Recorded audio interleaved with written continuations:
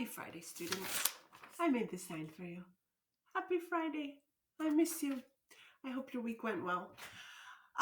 Today's video is not going to be nearly as long as the Wednesday, Thursday video, and that's why I left that one for 2 days. And a lot of the work today will look very similar and familiar. So once you have this link, this will be a link right here, and you'll be clicking to access this video. So first, today we're going to be taking a look. Our learning targets are exactly the same, but this last one right here, I can evaluate the advantages and disadvantages of presenting a topic or idea in different mediums.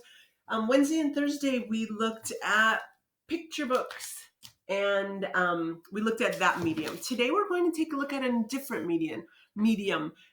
Authors of nonfiction do a ton of research on a topic, on an idea, on a person, and then they have to present it to the reader or the viewer. So they can teach us something that we didn't know before, something that's surprising, something that causes us to take action, something that causes us to love the world just a little bit more. But the medium that we are going to take a look at today is short documentaries. So documentaries are nonfiction, and there are pros and cons, and sometimes writers will decide, how am I going to present all of this information that I have that I want to share with the whole wide world? And picture books maybe are not their forte. They want a different medium, and they pick to do a short film. Now, documentaries can be hours and hours long when you have tons of information, but sometimes filmmakers decide to write their documentary and make it a short film. So as you watch your short film today, think about what are the advantages and disadvantages of a short film, not a full length, 2.5 hour film, but anywhere between 5 and 25 minutes that's considered a short film. Why would some writers choose to use that medium instead? So think about, go through today's lesson with that question in mind. So when you go to your Google Classroom today, there will be a whole bunch of short documentary films. You're going to pick one to watch. So the first part of the assignment says, just read the little blurbs and decide which one sounds interesting to you.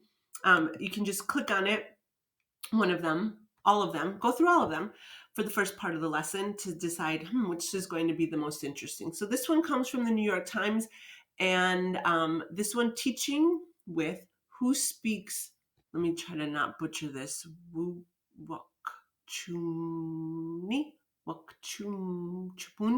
don't know, maybe when we watch the film, it'll help me pronounce that better. It's been a while since I've watched this one. But if I look down here, the little blurb, it says, this short documentary profiles the last fluent speaker of this tribe, a Native American language, and her creation of a comprehensive dictionary.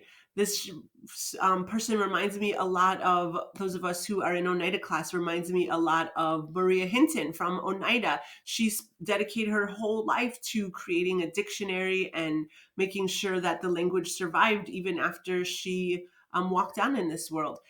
So there are a whole bunch here to choose from.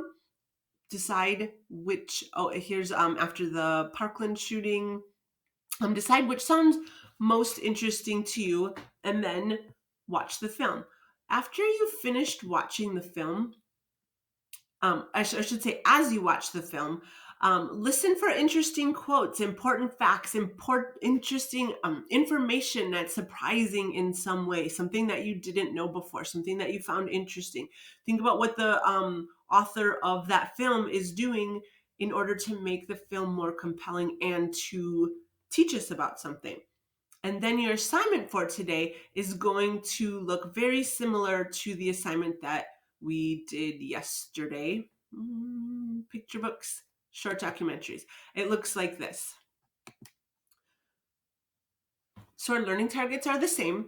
The first thing you're going to think about is the same thing we thought about yesterday. Whatever some quotes or details from the documentary that you found notable, that were interesting, compelling, surprising, sad, happy, made you feel some sort of emotion, and then you'll list them here.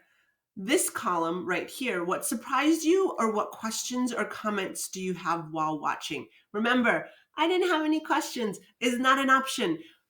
Your brain should be active while you're watching. What was surprising? What questions do you have about the topic that is introduced in the film?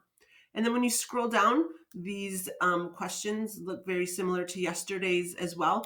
You'll write a brief summary about the documentary. Make sure you use complete sentences. A summary isn't one sentence. Think about what I modeled yesterday. Our summary for the picture book was a whole paragraph. So this part should be a whole paragraph with proper punctuation. What are the central ideas in this documentary? Remember, there probably is more than one, and that's a statement. And it's particular to this particular film. What are some themes that you notice emerge from your documentary? It's been a while since I watched that film about the tribal elder that's teaching a language, and I know right away one theme is preserving our First Nation languages is essential. It's really difficult work that a lot of elders are taking on. That is a theme and that's universal. It doesn't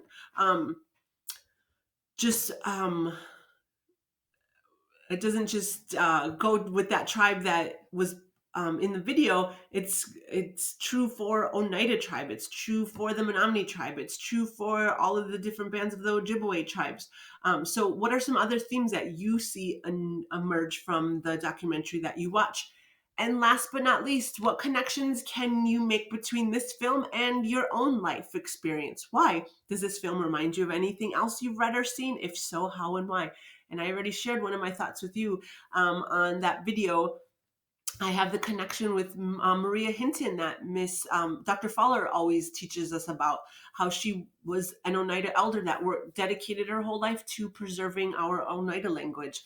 So you'll answer those questions. Again, this document will be in your Google Classroom. So you'll have your own copy there and you can turn it into the Google Classroom. Just make sure that you click on the submit button. Please let me know if you have any questions. I hope you have a wonderful weekend. I know the weather is supposed to be getting nicer and nicer. So hopefully we have some lovely weather this weekend, and I will see you on Monday. Please email me if you have any questions.